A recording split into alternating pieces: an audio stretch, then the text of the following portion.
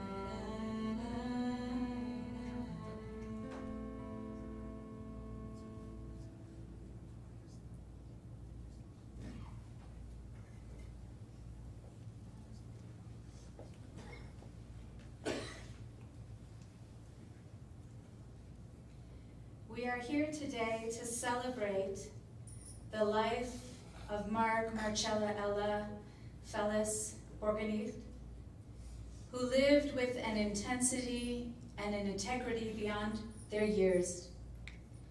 Named in Hebrew, Rachel, Etta, Rezo. Oh, it's a good thing I looked up at you. Rezo. Thank you. Rezo Etta, Mibeit Ruth V'Yehonatan, after Savta Malka's mother. Marc was known by many names, by different people, and at different times in their life. In today's ceremony, each of us will use the names we used most often interchangeably. Marc is mourned by their mother Ruth, their brother Eli, and their father Jonathan, along with their grandmothers, aunts and uncles and cousins, halves and steps, friends and community. Many of us are wearing bright colors today at Marc's own request.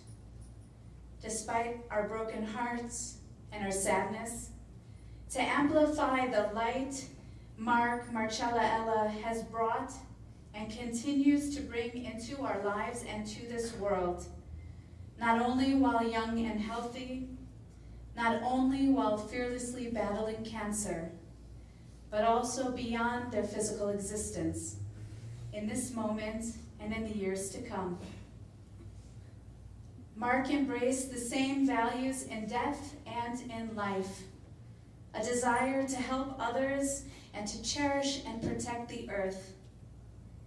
There is not a coffin here today because Marc chose to donate organs and brain tissue to improve and save lives of others, and because Marc has chosen to have an eco-friendly green burial. She wanted to model for us their way of contributing to science and to nature, not only in life, but also in death. We remember Marc, Marcella, Ella today in song, in memory, and in prayer.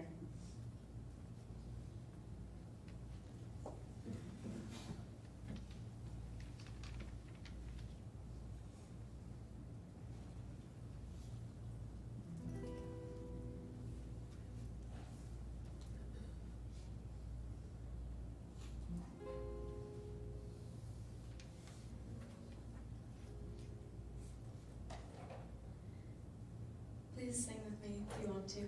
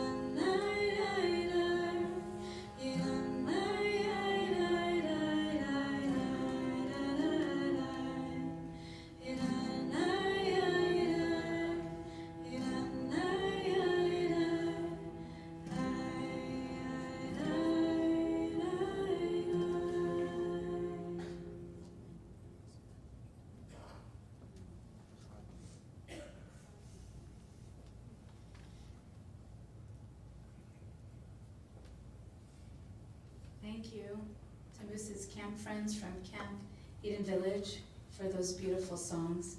I now call up Rabbi Noah Shapiro to share Psalm 23 in English and some words of his own.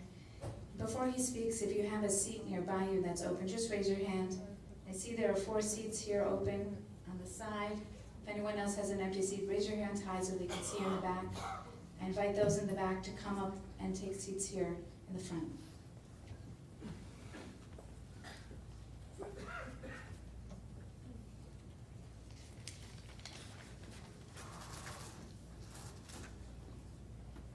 Ella, from a very young age, had an easy, natural, and vibrant relationship with both Jewish community and Torah.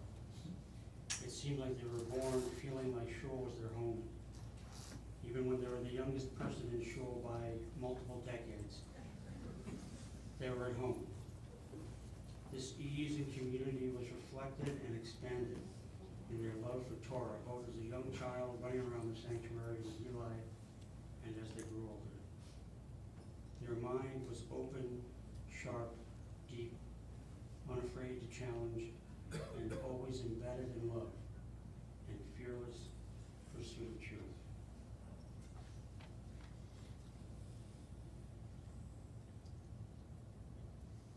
God is my shepherd, I shall not want. God has me lie down in green pastures and leads me beside the still waters. God revives my soul, guides me on paths of righteousness, for God's glory. Though I walk through the valley of the shadow of death, I fear no evil, for you are with me. Your rod and your staff comfort me. You set a table in sight of my enemies. You anoint my head with rich oil. My cup overflows. Surely goodness and mercy shall follow me all the days of my life, and I shall abide in the house of God forever.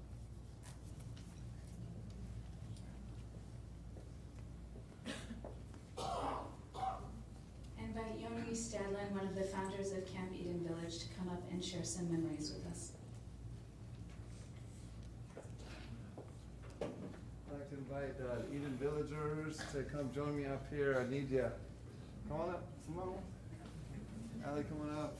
Come on, Eden Village, I need you. Come sit, look, you sit around me. I used to be the camp director of Eden Village Camp, so I have a little bit of authority still. Right? Come around. Thank you, sorry, thank you. All right, come on up. And the whole crew. Look at this.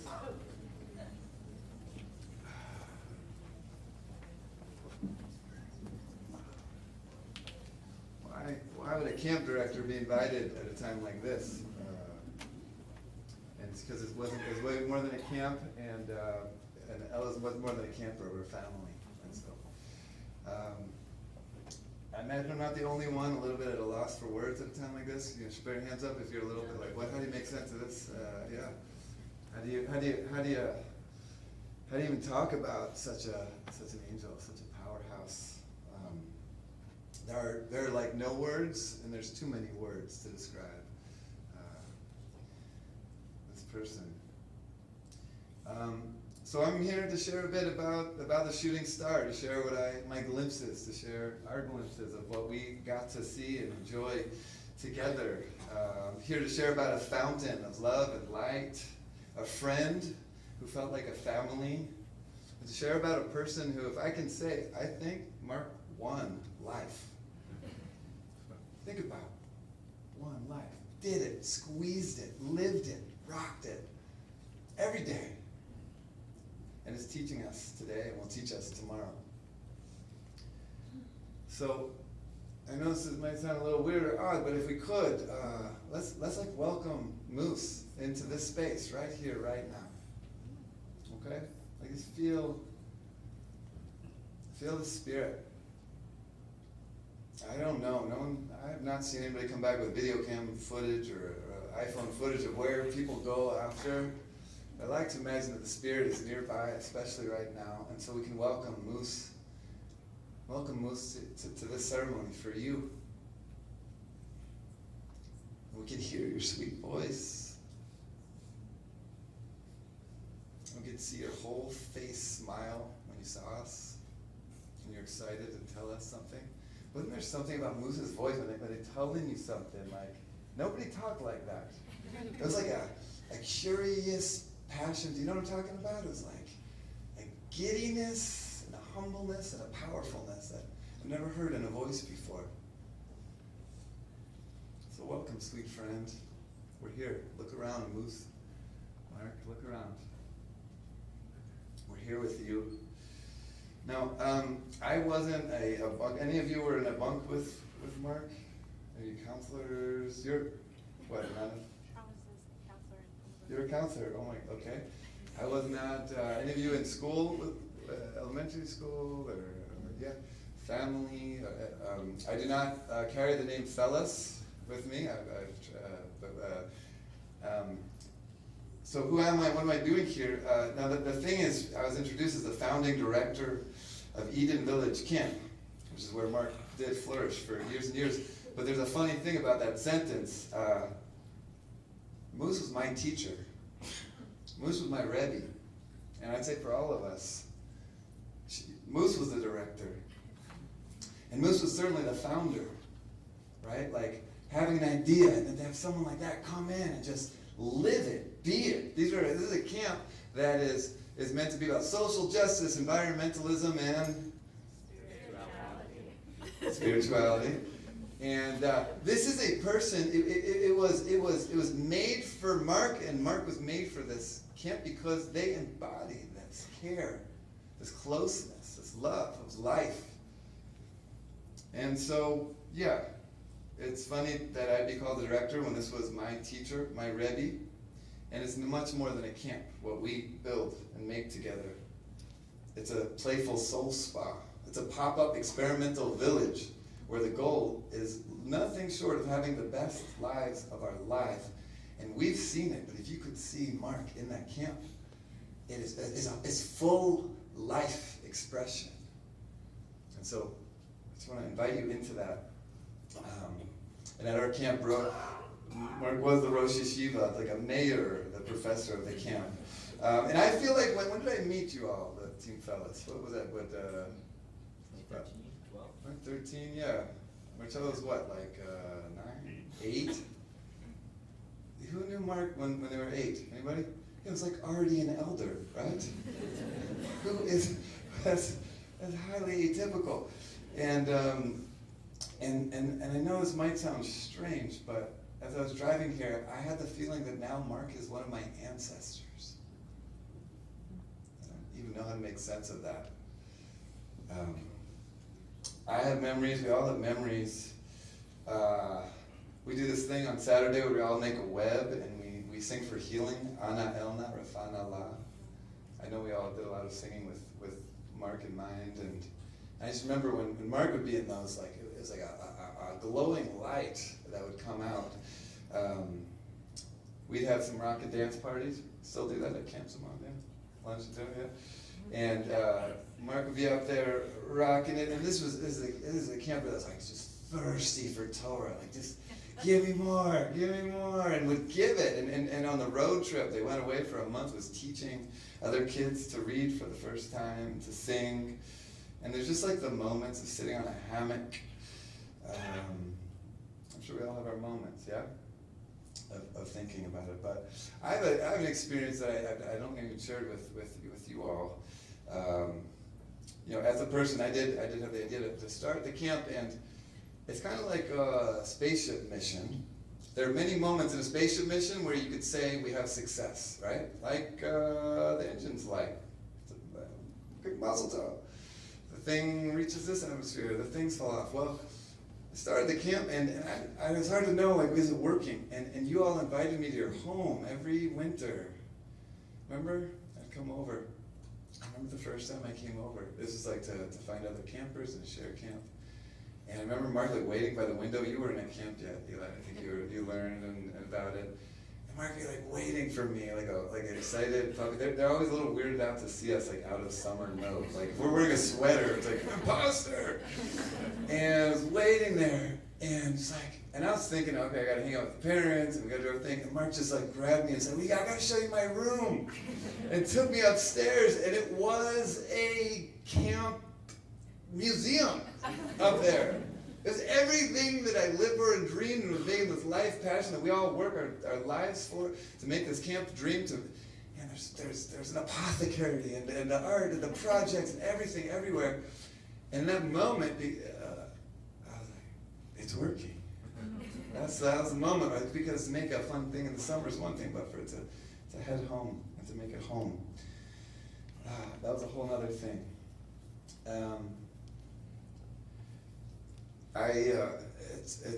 It's a lot. I can very humbly say that I knew that Marc looked up to me, because Marc was a leader, and there I was, always in front of the camp. And with every ounce, Marc, I hope you hear me, I hope, I pray, and I know you know how much I look up to you, how much I looked up to you, and how much I will look up to you.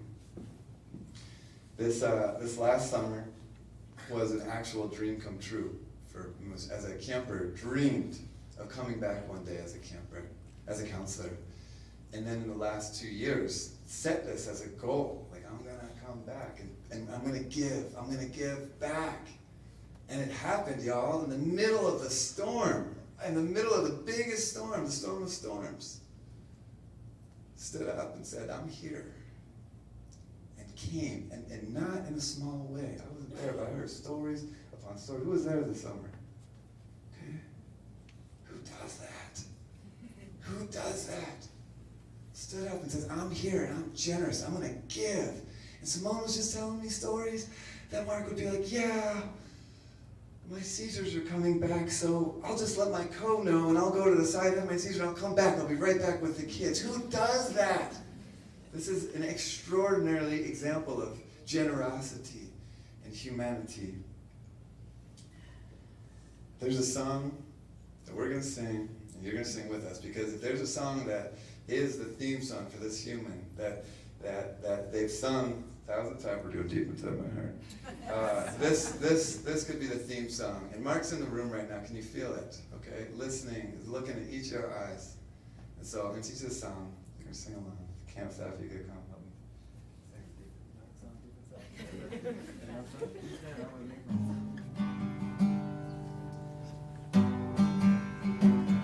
Now this is a song, and it's got some simcha, it's got some joy, it's got some beat, and Marc wants to hear that.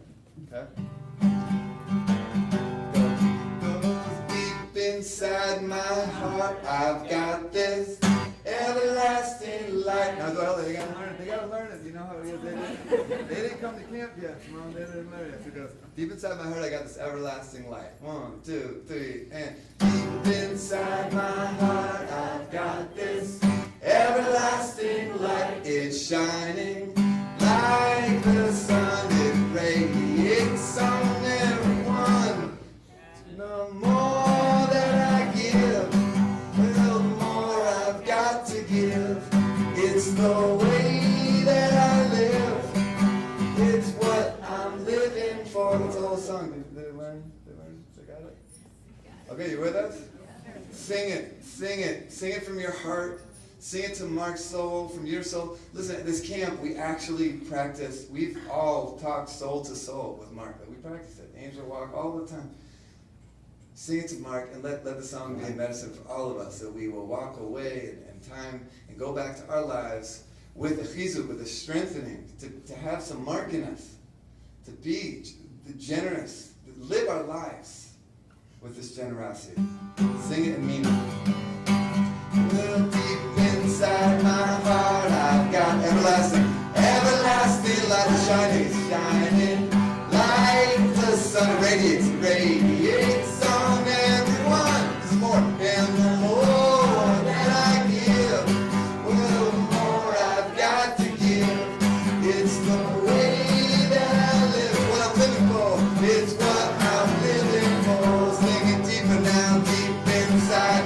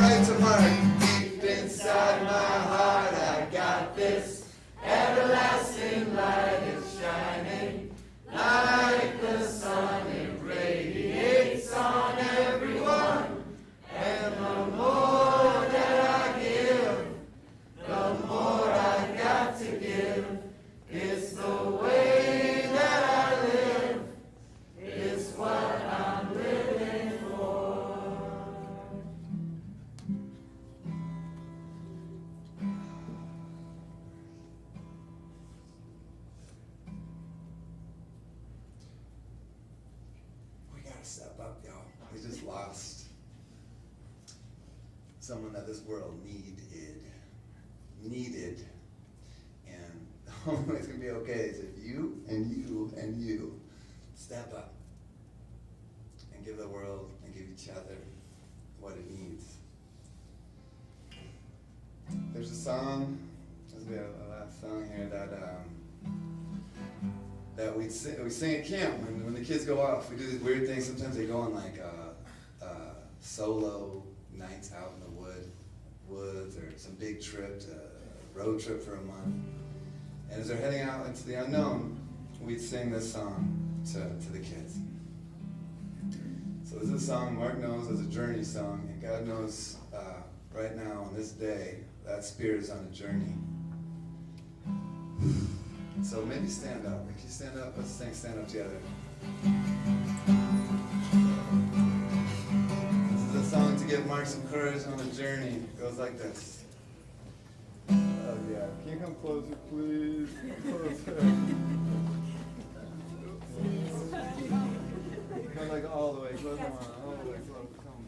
Like this.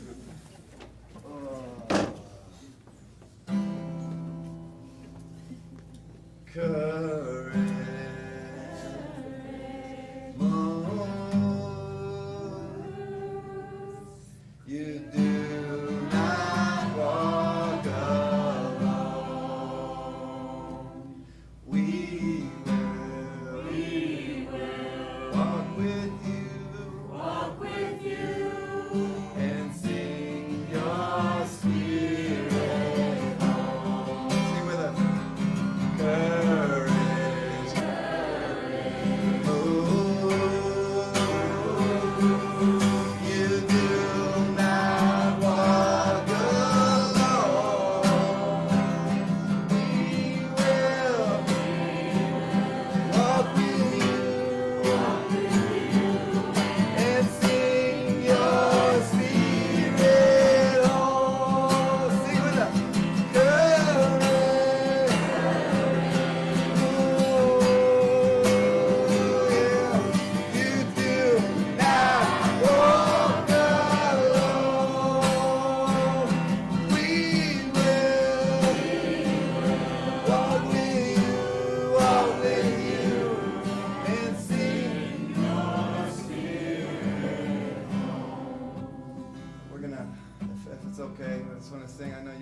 Especially if you're up front on a massive journey.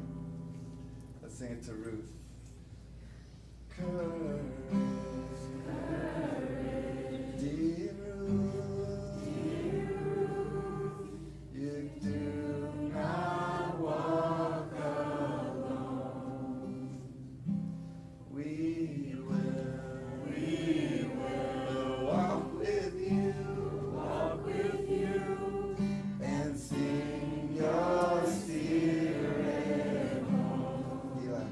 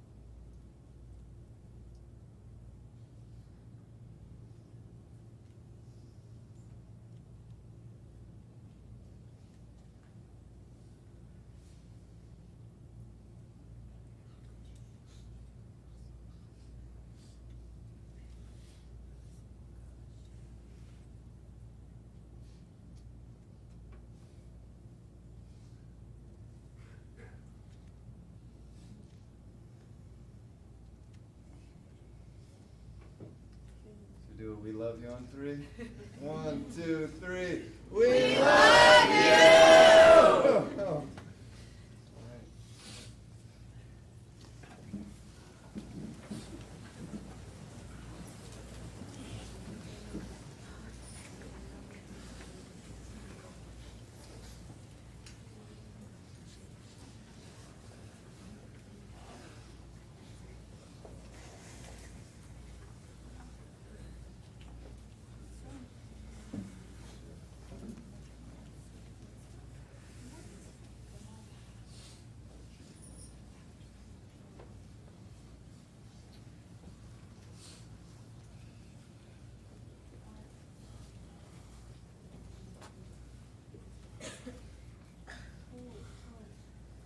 So powerful.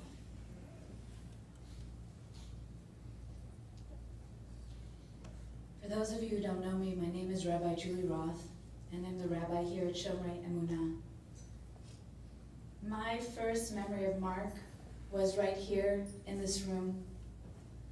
It was my first Rosh Hashanah as the new rabbi in the congregation where Marc grew up.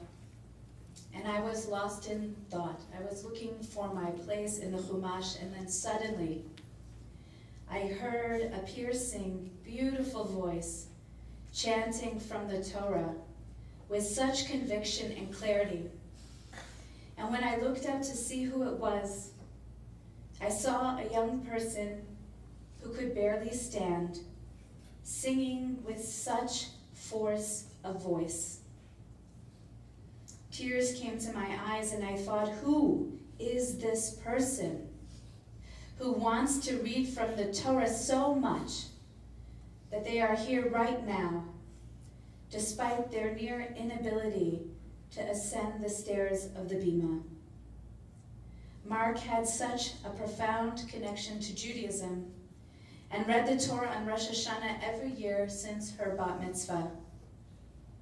I can still hear Marc chanting from the Torah right now in this room.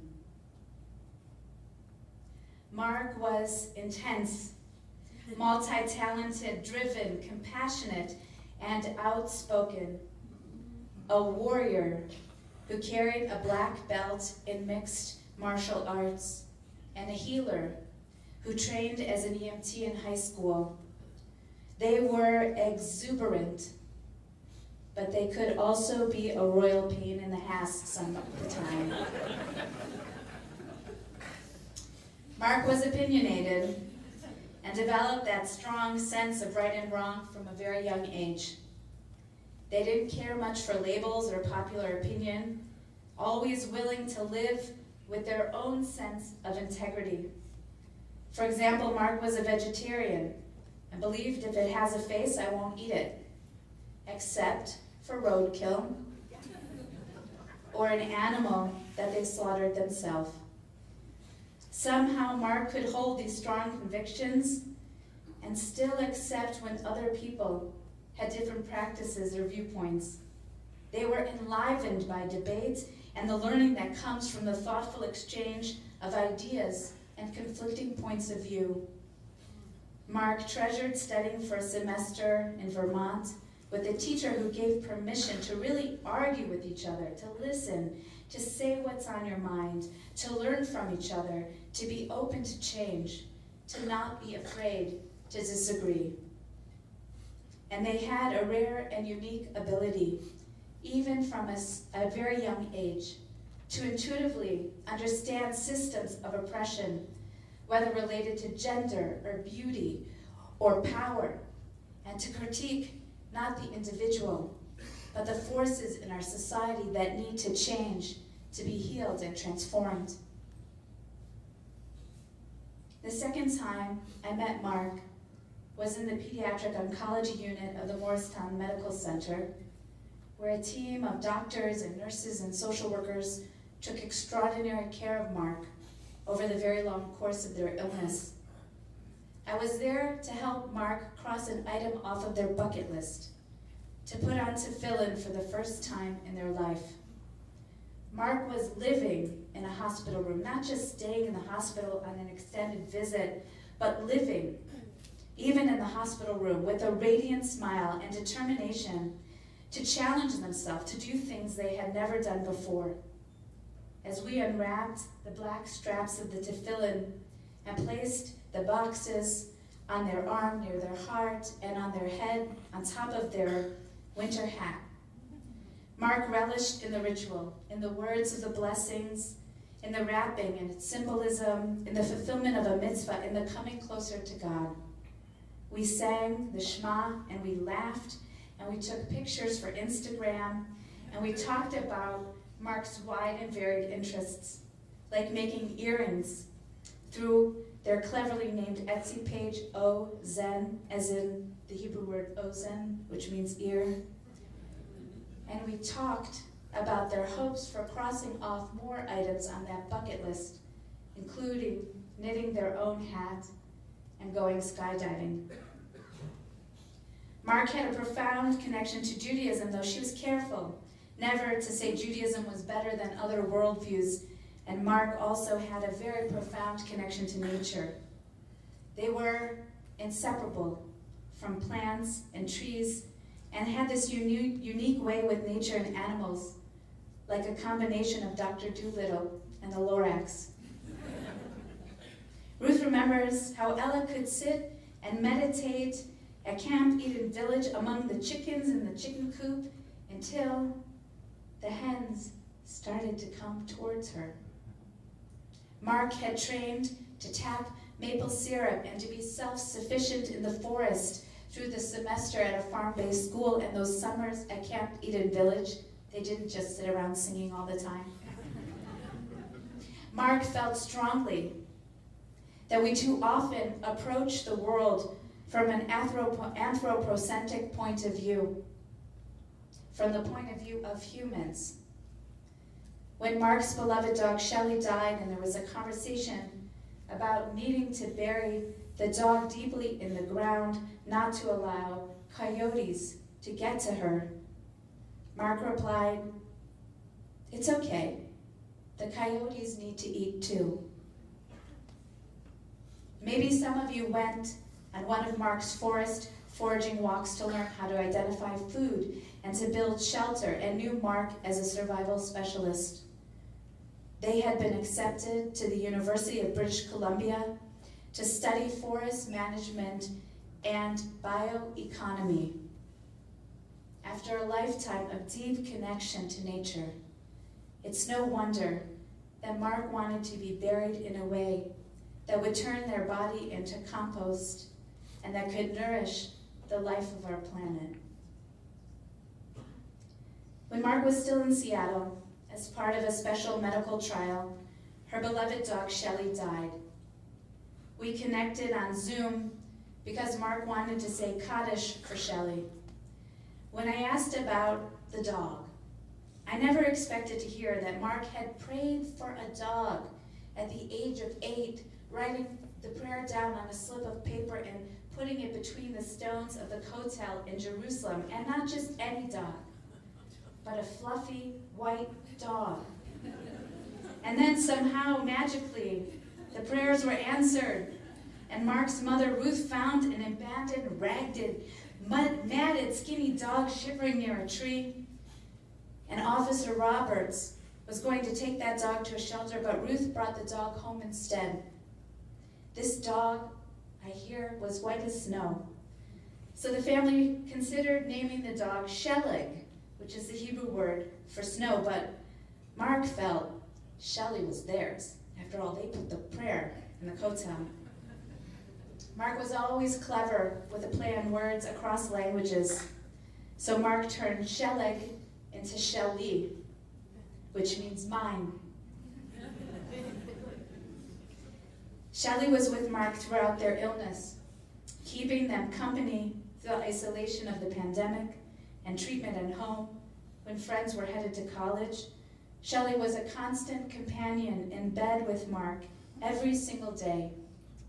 And so over Zoom, linking Seattle and Montclair, Marc and I sang the Shema together for a second time. And then we said Kaddish for Shelley.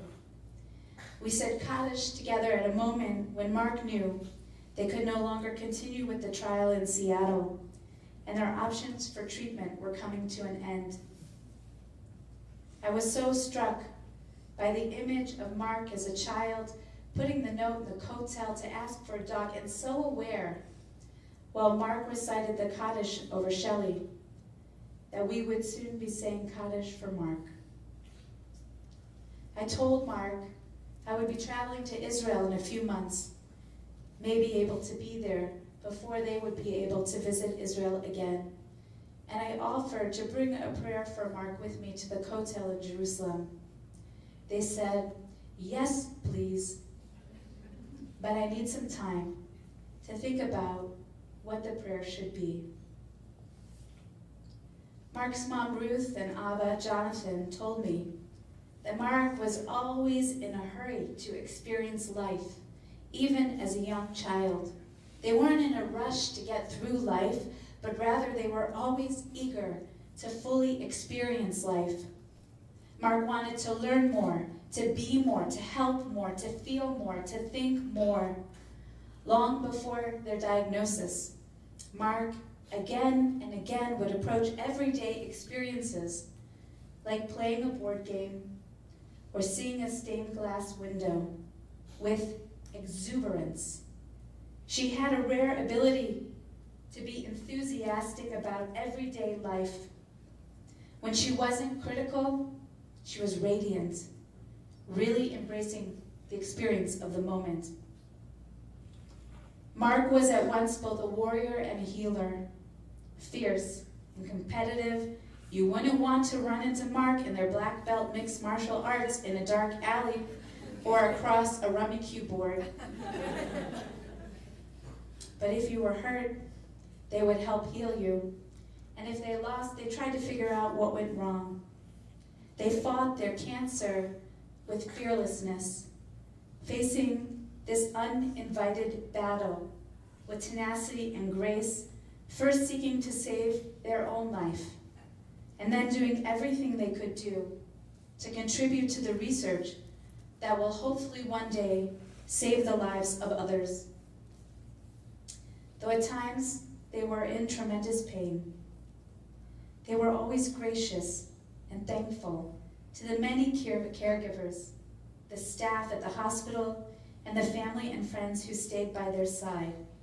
With words, or a thumbs up, or a roll of the eyes, Marc continued to speak their minds until the end, stating their opinions or making you laugh. Through it all, even when faced with limitations or frustrations that would have made others angry, Marc embraced compassion, always finding compassion for themselves. Marc's compassion for others emerged at an early age. I don't know if anyone here was with Marc in preschool at Shomrei, but when Marc was here for preschool, Marc saw a young kid in the middle of the line crying because they wanted to be at the front of the line where Marc was. And so Marc agreed to change places and let the other kid be the line leader. Even at age 3, Marc had tremendous sensitivity to the needs of others. John remembers a time when they were traveling in Mexico at age 10 and shopping for souvenirs. Looking at a long table of ceramic creatures and pottery, Ella selected a small elephant that John's holding right now. This small elephant because its trunk was broken. She wanted that elephant because she thought nobody else would buy this elephant, and she wanted to take it home and take care of it. Marc was someone who donated her hair on more than one occasion, years before having cancer, to help make wigs for cancer survivors, inspiring their younger brother Eli to do the same. Marc always wanted to protect Eli and was so extraordinarily proud of him.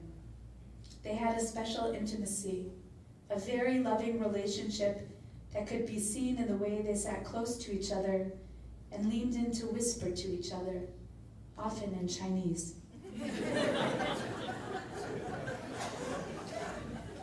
The last time I saw Ella, we were gathered in their hospital room to recite the Vidui prayer. the final prayers you say at the end of your life, holding hands and feet joined in a circle with the parents that gave them life, singing the Shema together one more time, and pausing occasionally to adjust their oxygen and medication. Marc composed a prayer for me to put in the kotel when I visit Jerusalem next month. They were so clear about what they wanted to say, and they chose their words with care, editing and re-editing the prayer, and knowing it was complete after adding at the beginning the words, "Please, Hashem." Marc died on their own terms, holding hands with their mom and Abba with Eli nearby, after making Havdalah, to differentiate between their impact in this lifetime and their impact beyond their physical presence. They died peacefully at the age of 21 on the anniversary of their bat mitzvah, when we read a part of the Torah called Emor, which means speak. Marc spoke volumes in their lifetime and will continue to speak to us today and in the days and years to come. In those final moments, they mouthed the words of Havdalah, and they lifted their hands to the light. They gave thanks for being sustained in life and for being able to reach this final moment. This remarkable ethical humanist with a deep Jewish neshama, this fiercely independent human, always accepting of others, inclusive and non-judgmental, the competitive perfectionist, the brilliant unceasing thinker, the fearless warrior and the compassionate healer, the beloved child and sibling, composed this final prayer. Please, Hashem, I want my body, my brain, and my existence to be useful beyond my physical presence. I will carry this prayer to Jerusalem, but it is on all of us to carry this prayer in our hearts and in our actions in the year to come, the years to come. We will remember Marc, Marcella, Ella, in the rustling of leaves, and the smell of the sun, and when it rains, and in moments of being fully present, and in our fearlessness and our compassion and our caretaking of each other, of the animals, and of the earth. Zichronam livracha. May their memory be for a blessing.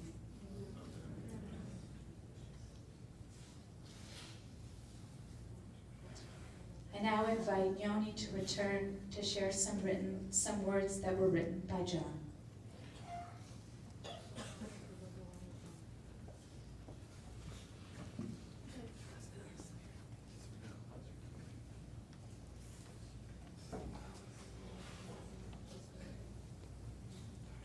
Again, these are the words written by John. Marcella had a beautiful, bountiful heart that was just too big for her young body to contain, and too disproportionate or unmatched to her age as measured in years. Ultimately, it seemed, her spiritual force was just too big for this world.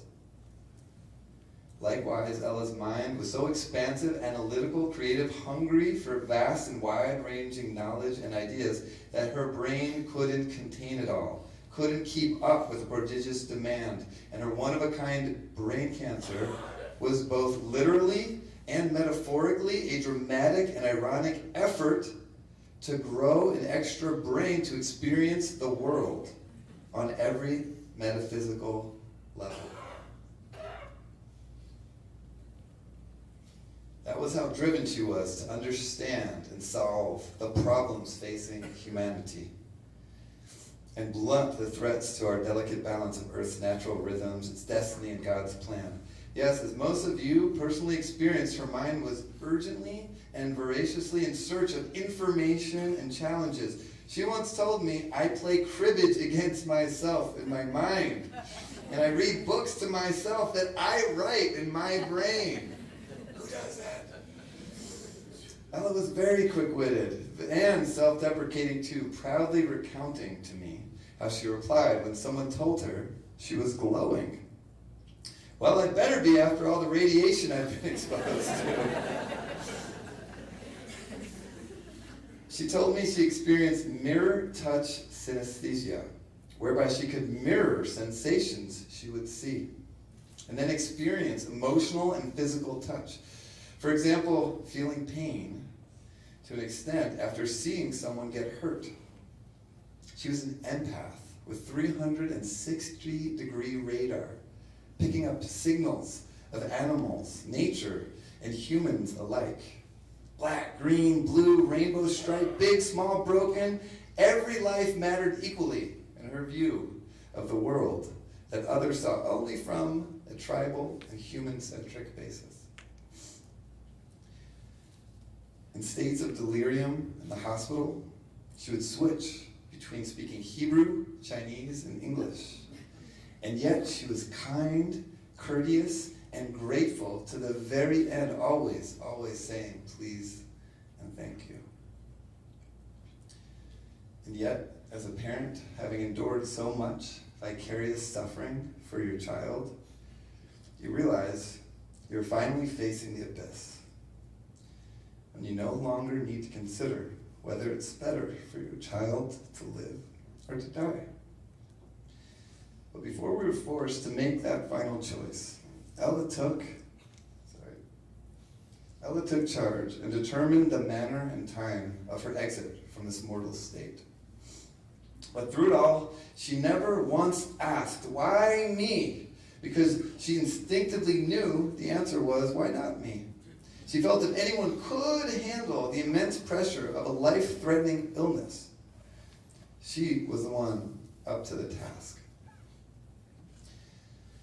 Exceptional and singular as she was, she refused to give breath to the arrogance of exceptionalism. You don't expect your kids to teach you such profound lessons so early in life. Nobody thinks that such wisdom, insightfulness, growth, and perspective will flow from a 17-year-old or a 21-year-old prevented from even attending college. You expect to be the one teaching your children well into their young adult lives. But this was Marcella, an activist pacifist, a contradiction, a constructive force of nature, destroying societal convention and norms in search of social and environmental justice. If Marc was only a brilliant old soul, it would have been enough. Can you say Dayenu? Dayenu. If Marc was only a beautiful, precocious, compassionate Jewish scholar, Dayenu.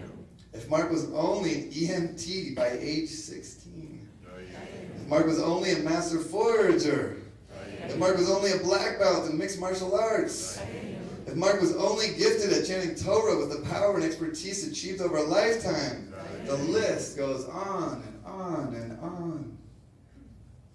And the list includes her suffering. And therefore, she decided, Dayenu. And so the ask for you today is this. And this is where everybody, listen up. This is a big ask right here. Today, John is asking, and I think we're all asking, each one of you to commit to planting a seed from Marcella's soul, and let us know as often as possible how that seed is flourishing, what impact it has on the world. It could be as small as picking up some trash, making an extra effort to recycle, whatever act of tikkun olam. Challenge yourself, push yourself just a little bit further in honor of Ella's unfinished work on this world. You didn't write this. I'm going to ask you to turn to the person next to you as I kind of campy and just share one thing you're going to pinky promise, swear, you're going to do. Turn right now. You got people right next to you. Just let's make this real, people. One thing, big, small, you're going to do in the name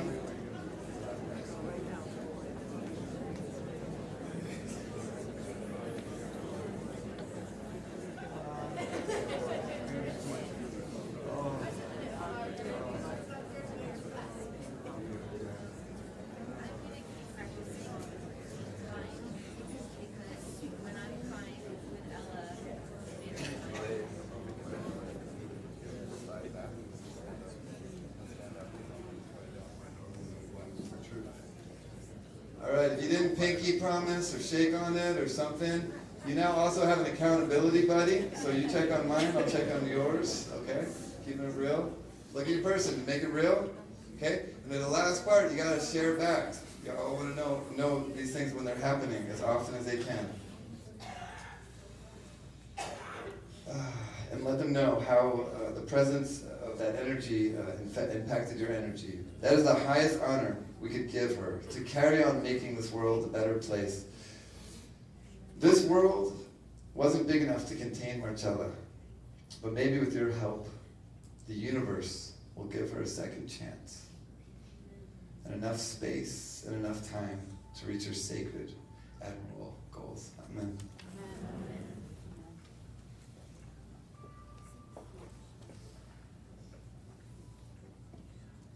We turn now to our closing prayers, beginning with a song. Marc had a creativity that was transcendent and ability to be transported by music. You might know, you might not know, she wrote the lyrics to a song called Music Makes Me Feel, that we will now hear sung by family friend Jordan and cousin Joe.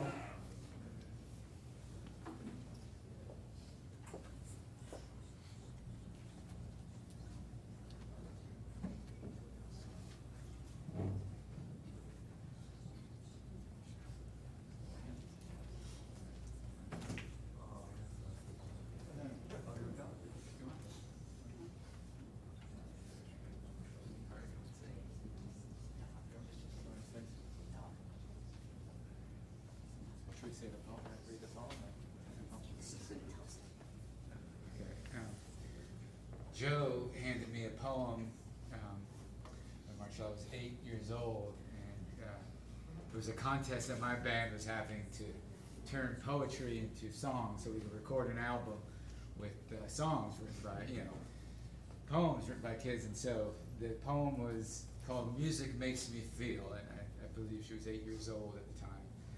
The math was working right in my head. And you still play it? We still play it every time, and every concert, and I've always announced who the lyricist was for this song.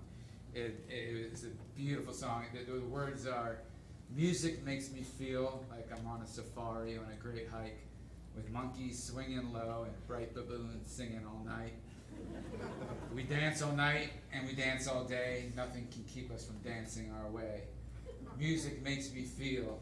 The jungle is noisy with glee. Music makes me feel.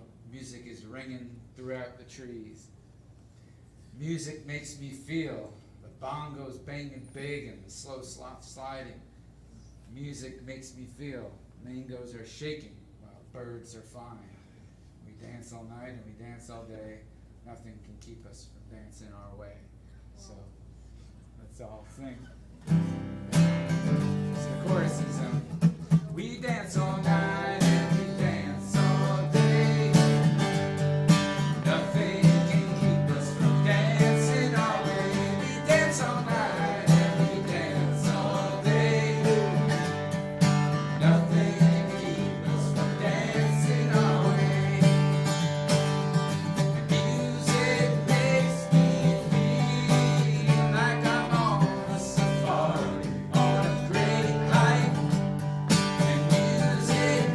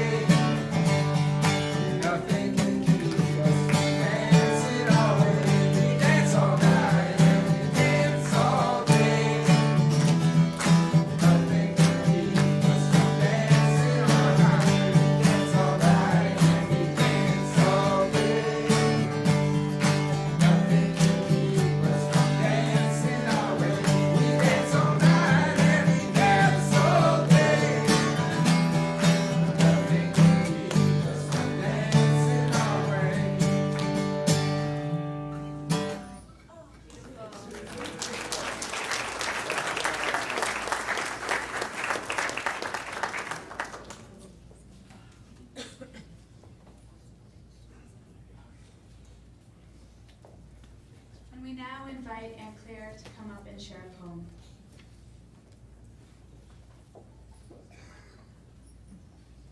Hello, everyone. I'm Ella's Aunt Claire, and I read this poem to many of you who were there at her bat mitzvah. It's one of my favorite. It's called Wild Geese by Mary Oliver. You do not have to be good. You do not have to walk on your knees for 100 miles through the desert repenting. You only have to let the soft animal of your body love what it loves. Tell me about despair, yours, and I'll tell you mine. Meanwhile, the world goes on. Meanwhile, the sun and the clear pebbles of the rain are moving across the landscapes, over the prairies and the deep trees, the mountains and the rivers. Meanwhile, the wild geese, high in the clean blue air, are heading home again. Whoever you are, no matter how lonely, the world offers itself to your imagination, calls to you like the wild geese, harsh and exciting, over and over, announcing your place in the family of things.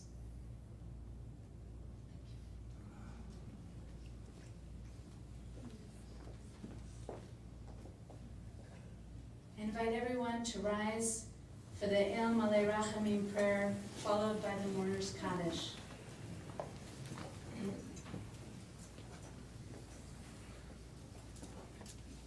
El Malei Rachamim, Shochen Bamromim, Hamiditzei Menucha Nechona, Tachat Kanfei HaShechina, B'malot Kedoshim Utorim, Kezohar Arakia Masirim, Et Nishmat Rezel Eta Mibeit Rut V'Yonatan, Shalcha Le'olama Began Eden, Tehei Menuchata, Anna Bala Rachamim Astira, Mesetzer Knafecha Le'olamim, Utzror B'Tzror HaChaim Et Nishmata, Adonai Unachalata, V'tanuach B'Shalom, Al Mishkava, V'nomar Amen. El Malei Rachamim, exalted, compassionate God, grant infinite rest in your sheltering presence among the holy and the pure, to the soul of Rezel Eta Mibeit Rut V'Yehonatan, who has gone to their eternal home. Merciful One, we asked that our loved one find perfect peace in your eternal embrace. May their soul be bound up in the bond of life. May they rest in peace. And let us say, Amen.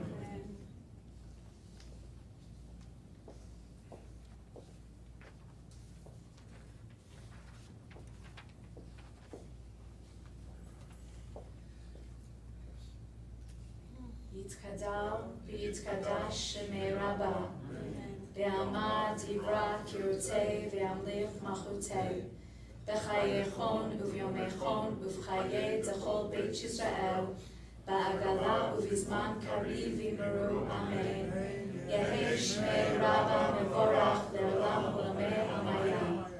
יתברך וישתבח ויתפאר ויתרומם ויתנשא.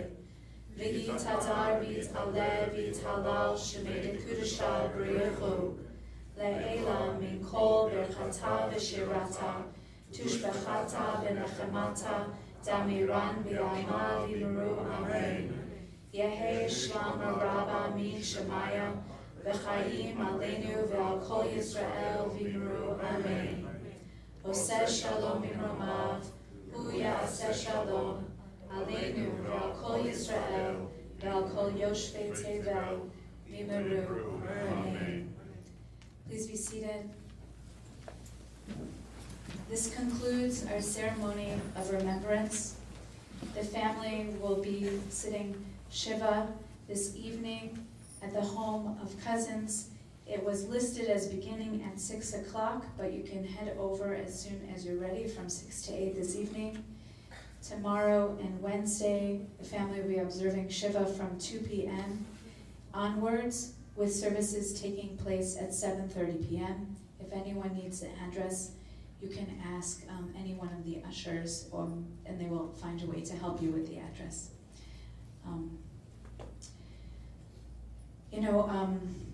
Usually at this point in a funeral service, we would accompany the body and travel to the cemetery together. And somehow it feels like we're not supposed to end right now on such a somber note. And so I'm going to ask Jordan and Joe to come back, give us a little reprise of Music Makes Me Feel. May Marcella, Marc Ella's memory be a blessing to all of us. They're going to play this as people are ready to talk to each other, to offer each other comfort, and to embrace each other, and to head home.